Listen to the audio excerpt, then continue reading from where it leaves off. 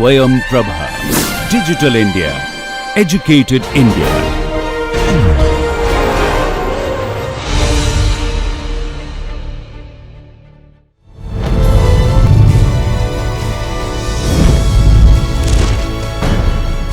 Yoga Karmasu Kaushalam.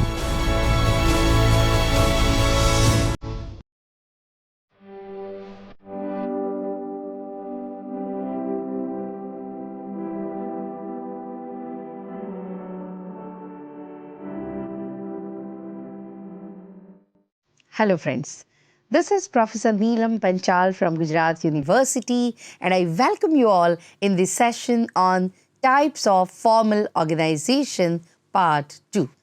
Friends, let me introduce you to the topic.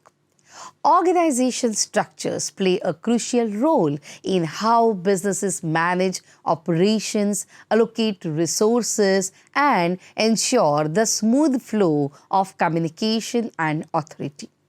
As business grow and become more complex, their organizations need also evolve. It leads to the development of the more sophisticated structures. Divisional organization, matrix organization, and a team-based organizations are the three such advanced organizational models that cater to the demands of the large, diversified, or fast-paced businesses. Each of these structures offers unique benefits and challenges depending on the company's size, industry, and objectives. Let me tell you the objectives of the sessions. The objectives of the sessions are, at the end of the day, you'll be able to understand what divisional, matrix, and a team-based organization is. What are the characteristics of these organizations?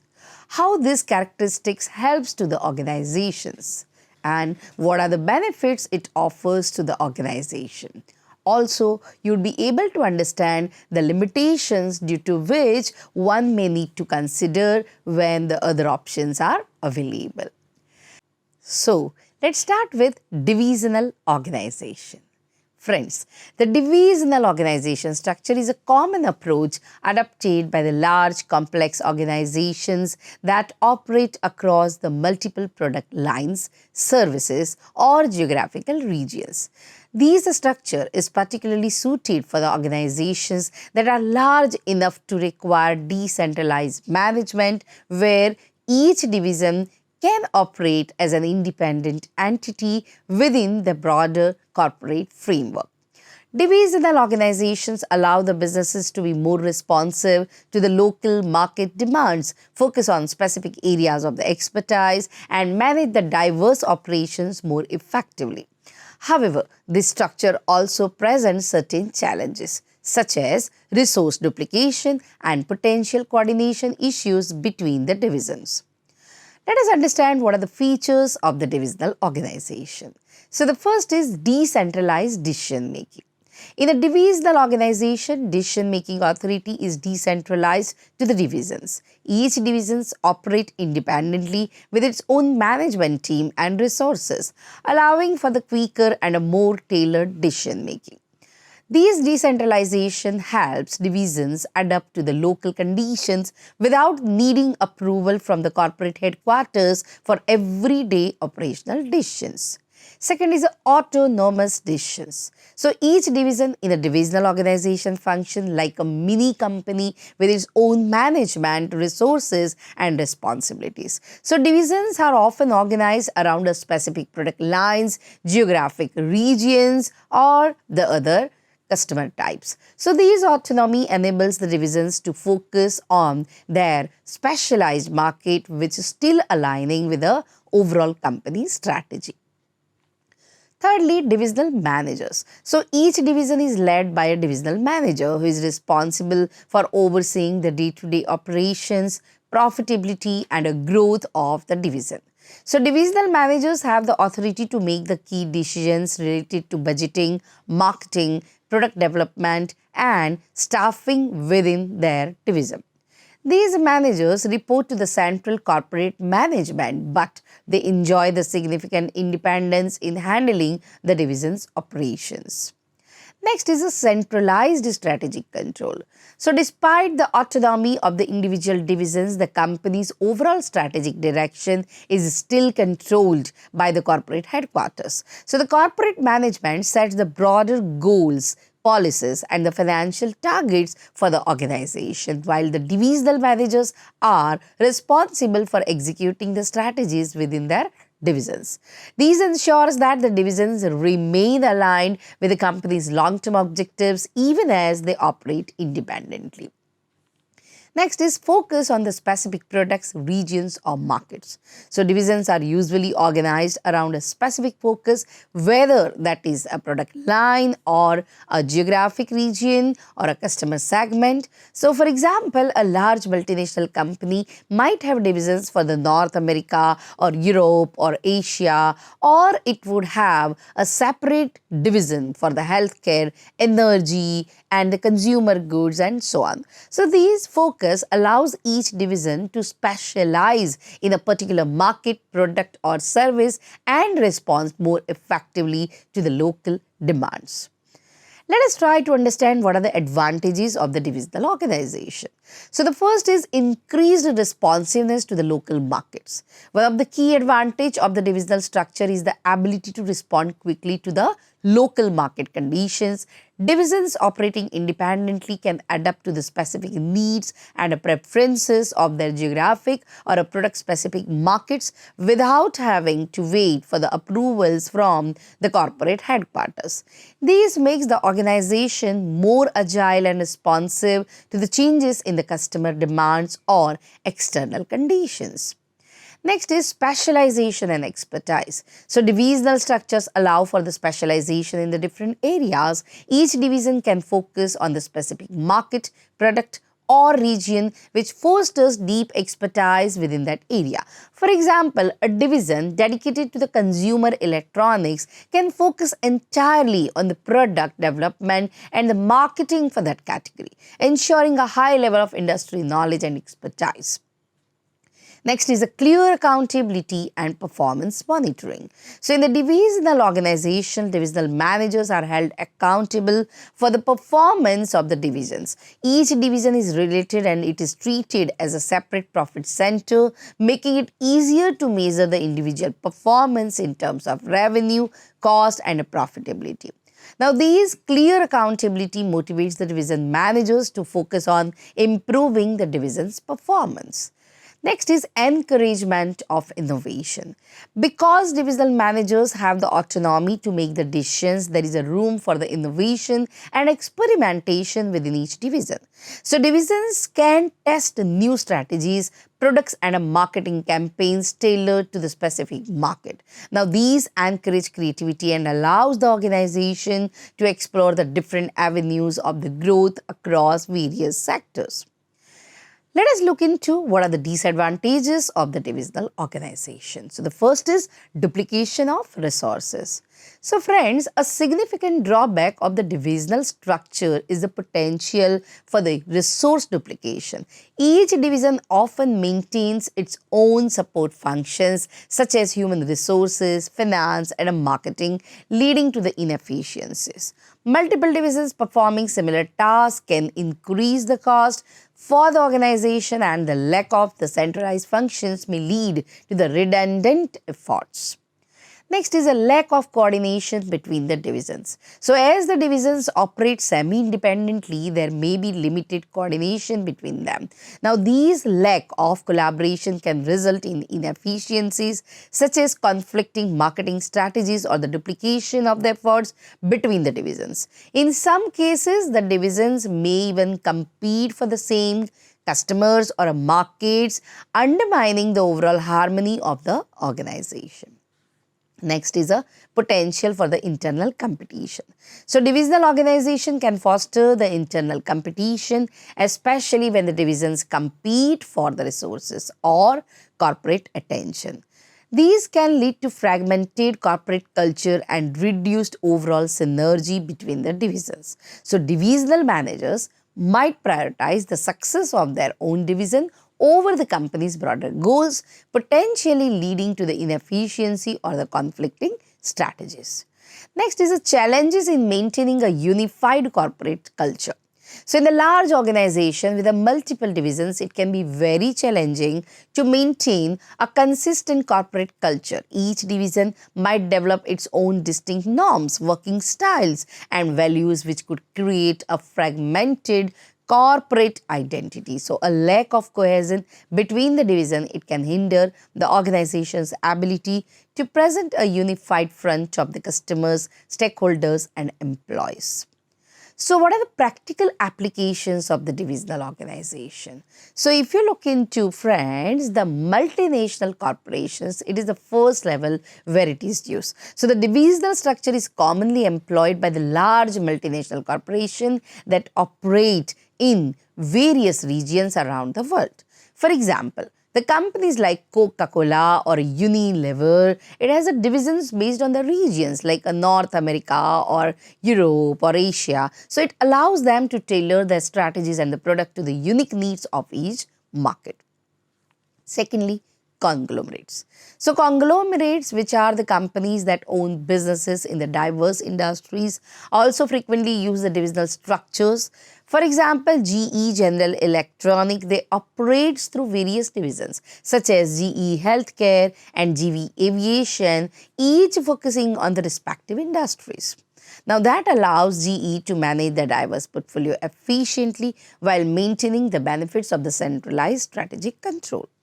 Next is companies with a multiple product lines. So organizations that offer a range of the product or services across the different categories often adopt a divisional structure. For example, Procter & Gamble has the divisions focused on the personal care, home care and the health products, each concentrating on its specific product category. Now these allows for a greater focus on the specialized markets and products, ensuring better product performance and innovation. So what we can conclude over here that the divisional organization structure is a powerful tool for the large organizations seeking to manage the diversified product lines, services or the geographical markets. It also offers advantages such as increased responsiveness to the local market condition, specialization within the division and the clear accountability. However, the structure also comes with the challenges such as the resource duplication, lack of the coordination between the division and a potential internal competition. So to mitigate these challenges, organizations using a divisional structure must foster a clear communication channels between the divisions, maintain the strong corporate leadership and ensure that the divisional goals align with the organization corporate strategy. So when implemented effectively, the divisional structure enables the organization to operate efficiently while remaining adaptable and innovative in a dynamic business environment. Now, after divisional organization, let us look into the other type of organization, that is a matrix organization. So, in the contemporary business environment, organizations need to be adaptable, innovative and a responsiveness to the dynamic market conditions. To achieve these goals, many companies have adopted the matrix organization structure, which combines the elements of both the functional and the divisional structures. So, in the matrix structure, generally, employees typically report to the two managers, one based on the functional expertise such as finance, marketing, HR and so on, and the other is based on the specific project, product or geographical region. So the matrix structure promotes the flexibility and resource efficiency by enabling the cross-functional teams to work together on the projects while maintaining alignment with both the departmental and organizational goals. However, this structure also presents the challenges in terms of the coordination, communication and authority. What are the features of the matrix organization? So the first is a dual reporting system. The core characteristic of a matrix organization is a dual reporting system. Employees are accountable to the two managers, a functional manager and a project or a product manager. For example, IT developer might report to the head of the IT while also the working under the project manager overseeing the product launch. So these allow the organization to balance departmental responsibilities with the needs of the specific project or a product. Secondly, cross-functional teams in the matrix organizations, it encourages the formation of the cross-functional teams made up of the employees from the different departments working together on the specific project or a products. So these teams combine expertise from the diverse areas such as marketing, R&D, finance, and operations, which facilitates the creation of the well-rounded innovative solutions. Next is the flexibility and agility. So the matrix structure is highly flexible and it allows the organizations to respond quickly to the changes in the market conditions by assembling teams as needed and reallocating the resources efficiently. As the projects evolve, the structure provides the ability to quickly form the new teams and disband the existing ones without disrupting the overall organization. Next is the resource optimization. So employees in a matrix organization often work across the multiple projects, making better use of the skills and the expertises. These leads to the better resource optimization as the employees are not confined to the limitations of the functional department, but also it can be assigned to the projects based on the specific need of the organization. This flexibility ensures that the organization can manage its resources more efficiently, avoiding the redundancies and so on. Now, let us try to understand what are the advantages of the matrix organization. So the first is enhanced collaboration and innovation. So by bringing together the employees from the different departments, a matrix organization encourages the collaboration. The cross-functional team can leverage diverse perspectives, leading to the more creative and innovative solutions. For example, a team developing a new product might combine input from the R&D, marketing, finance, supply chain, and so on, and resulting in a more comprehensive and effective product strategy. Another thing here is a faster decision making. Can you tell how faster decision making? So the centralized nature of the decision making in a matrix organization, it allows the faster responses to the issues. And since the project managers have authority over their teams, they can make the decisions quickly without waiting for the approval from the higher ups in the functional hierarchy. This speed is particularly important in the industries where time to market is a critical factor. Next is improved flexibility in managing the resources. So matrix organization can allocate the resources dynamically across the projects. So instead of having a fixed allocation of the personnel to the department, the matrix allow the managers to move employees to where they are most needed, optimizing talent across the different functions and the projects. Next is the employee development. So employees working in a matrix structure have the opportunity to develop a wider range of skills as they are exposed to different functions and the projects. So these broadens their professional experience and help them to grow in their careers. For example, a marketing specialist working on the multiple product lines will gain insights into the finance, operations and the supply chain, making them more well-rounded and prepared for the leadership roles. Let us look into what are the disadvantages of the matrix organization. So the first is role ambiguity and confusion. Friends, one of the biggest challenges in the matrix organization is a role ambiguity. Employees often report to two managers with the different priorities, which can lead to the confusion about the responsibilities and conflicting instructions. For example, an employee might receive the conflicting directions from a functional manager and a project manager, leading to inefficiency or frustration. Next is increased complexity in the management. So managing a matrix structure is a more complex than a traditional hierarchical model. It requires a strong coordination and communication between the functional and the project managers. Conflict between the managers, misaligned goals and communication breakdowns can arise, making the structure harder to maintain. So without clear guidelines and a strong leadership, a matrix organization can lead to inefficiencies and power struggles.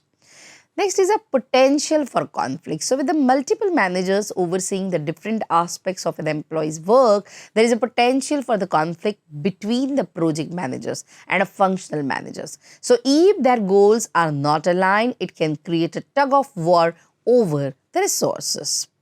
time and priorities, which may slow down the project execution and cause the stress among the employees. Next is a resource intensity. So while the metric structure offers resource optimization, it can also be resource intensive in terms of management. So the need for the dual reporting system and the frequent cross-functional meetings requires more time from the managers and employees, adding to the organization's overhead. This can result in a higher managerial cost and longer decision-making processes. So what are the applications of the matrix organization? Friends, matrix structure are often adopted by the organization that operate in a complex project-based environment. For example, consulting firms. So consulting firms like McKinsey and Company use the matrix structure to manage the multiple client projects while maintaining the functional expertise in the areas like strategy, operations, and technology. Then multinational corporations like Coca-Cola, they often use a metric structure to balance the regional demands with the product-specific needs, enabling them to tailor the strategies to local markets while maintaining the global consistency. Then IT companies like IBM and Accenture, they often use the metric structure to manage the multiple projects and the products across the different regions, ensuring that the resources are allocated efficiently across the complex and cross-functional initiatives. So, we can conclude over here that the matrix organization structure is a powerful tool for the organization that is operating in a dynamic and a complex environment. It enhances collaboration, resource efficiency, and flexibility while providing the agility required to respond quickly to the market changes. However, it also represents the challenges such as role ambiguity, management complexity, and a potential conflict between the managers. Friends, for the matrix structure to succeed, the organization must establish a clear communication channel, well-defined role, and strong leadership to manage the dual reporting line effectively. When executed properly, the matrix structure can significantly enhance the organization's ability to innovate and adapt to the changing business demands. Now, let us try to look into the next type, that is a team-based organization. So in today's fast-paced interconnected business world, the companies are increasingly moving towards the team-based organizations to enhance the innovation, adaptability, and employee engagement. So a team-based organization replaces or supplements the traditional hierarchical structure with the self-managed cross-functional teams that are empowered to make the decision and drive the results. So this approach promotes the collaboration, flexibility, and a sense of ownership which are essential in today's rapidly changing marketplace. Unlike the traditional structure where the employees are grouped by the departments or the functions, team-based organizations create autonomous teams focused on specific projects, products, or customer needs. So these teams are designed to the dynamic with the employees working closely together, leveraging each other's skills and expertise to achieve the common goals. Now, these structures often seen in tech companies, startups, and creative industries where the innovation and fast responses to market changes are critical. What are the features of the team-based organization? So the first is a cross-functional teams. So in a team-based organization, teams are typically composed of the individuals from different departments or functions. So these cross-functional composition enables the teams to work on the projects from the multiple perspectives, combining expertise from various disciplines such as marketing, finance, R&D, and operation. For example, a product development team may consist of the engineers, designers, marketers, and customer service representatives, all working together toward a common objective. Next is a decentralized decision making. So the teams in the team-based organization are often empowered to make the decisions independently. Next is Collaboration and innovation. So, team-based organization foster a collaborative work environment where the individuals from the diverse backgrounds come together to solve the problems. So, the diversity of the skills, experiences, and the perspectives within the team leads to the increased creativity and innovation. Now, this collaborative approach is especially valuable for the companies that operate in industries where the innovation is the key driver to the success. Next is another important point is tech design and consulting that is needed to be looked into. So the fluid team structure is again one of the important point where the teams in a team-based organization are often fluid, meaning that they can be created or disbanded as needed to address the specific projects or the challenges. So teams may be reformed periodically to tackle the new objectives, allowing the organization to remain agile and adaptable to the changing demands. What are the advantages of team-based organization? So the first is increased flexibility and responsiveness. Friends, one of the key advantages is flexibility. So teams can quickly formed to address the new opportunities or challenges, and they can be also disbanded when their work is complete. So these responsiveness is especially valuable in industries where the rapid innovation or a quick pivots are essential to maintain the competitive edge. Enhanced collaboration and communication is another point whereby the teams are designed to promote the collaboration between the employees from the different departments or areas of expertise. So these close working relationship fosters the better communication, increase the mutual understanding and leads to the more effective problem solving, and it also reduces the barriers that can exist in the more siloed hierarchical structures. Next is a higher employee engagement and empowerment.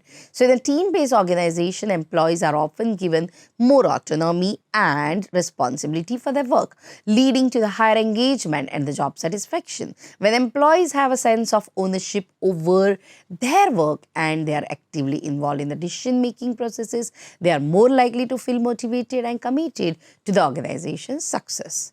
Faster decision making, since the teams are often empowered to make the decision independently, a team-based organization can respond more quickly to market changes, customer needs, or operational issues. And this speed is crucial for the companies operating in a dynamic environment where the time to market or ability to adapt to the customer feedback is critical. Improved innovation is another point whereby the collaboration between the individuals with the diverse skills and the perspective leads to the more creative solution and innovations. So, in a team-based organization, employees are encouraged to share the ideas freely and contribute their expertise to the projects. So, these openness to the innovation is particularly valuable in the industries where the disruptive ideas can lead to the competitive advantage. What are the challenges, friends, of the team-based organization? Can you think over? So the first is potential for the role ambiguity. Yes, a common challenge in the team-based organization is a role ambiguity. Since the teams are often cross-functional and operate with a high degree of autonomy, employees may find it difficult to understand the specific responsibilities or how their work aligns with that of others. So a clear communication and a well-defined roles are very essential to avoid the confusion and ensure that the team members are working effectively. Next is coordination of the difficulties. So while the autonomy of the team is a strength, it can also lead to the challenges in the coordination. So teams may develop their own processes and objectives, which could lead to the misalignment with the other teams or the overall organization goals. So without effective coordination, teams may inadvertently duplicate the efforts or work at the cross purposes. Next is a resource allocation issue. So in a team-based structure, managing the resources across the multiple teams, it can be challenging. Teams may compete for the same resources such as personnel, budget, or technology, which can lead to the conflict or inefficiency. Organization must have systems in the same resources, and it has to place to allocate the resources fairly and manage the team priorities. Next is a dependency on the team dynamics. So the success of a team-based structure depends heavily on the dynamics of the team themselves. If the teams lack the effective leadership, communication and a collaboration performance can suffer. So in such cases, teams may struggle to achieve the goals and the organization may face the difficulties in delivering the results. So strong team leaders and a culture of the trust are crucial to ensure that the teams function optimally. And then there are difficulties in the performance evaluation also, because it is difficult to assess the individual performances. The contributions are often importantly between the team. So evaluating how much each team member has contributed to the success of the team or the project requires a careful consideration. And the traditional performance metrics may not always be applicable. So organization must adopt the new evaluation method, and the account for the teamwork and the collaboration is increased. So what are the applications of the team-based organization? So first is a technology and startup, just like a Google or a Spotify. They are also known for the team-based structure to foster the innovation and agility. So these organizations are often forming the cross-functional teams to work on a specific product or features, encouraging the fast iteration and responsiveness to the user feedback. Secondly, creative industries. So in the industries like advertising, media and design, a team-based structure promotes the collaboration among the creative professionals from various disciplines to produce the high-quality innovative content. Next is a consulting firm. So firms like a McKinsey or Deloitte, they often use the team-based structure to manage the client projects, and teams are assembled based on the skills and expertise required for each project, enabling the firm to address the specific client needs effectively and efficiently. So we can say in nutshell that team-based organization offers the significant benefits in the terms of the flexibility, collaboration, innovation, making it ideal structure and making it ideal for the industries where the agility and the creative problem solving are crucial. So by empowering the teams to make the decision and manage their own workflows, organization can become more responsive to the market changes and foster a culture of the innovation. However, the structure also presents the challenges such as the role ambiguity, coordination difficulties, and the resource allocation issues and so on. So to be successful, team-based organizations need a strong leadership, clear communication, effective systems for managing the resources and evaluating the performance. When these challenges are addressed, team-based organization can thrive in today's fast-paced business environment. So friends, now let me conclude the session. So in this session, we have tried to understand the three types of organization and importantly, three types of the formal organization, whereby we have seen the advantages, the disadvantages and the applications of each type of organization. We are very, very sure that with the information that is shared, and if you have paid attention, wherever you go and whatever type of business you deal with, which type of formal organization exists there and what is the applicability. If you have understand it very well, then you will be able to succeed in the organization. I hope you are clear with all the fundamentals and I hope you like the session. Thank you.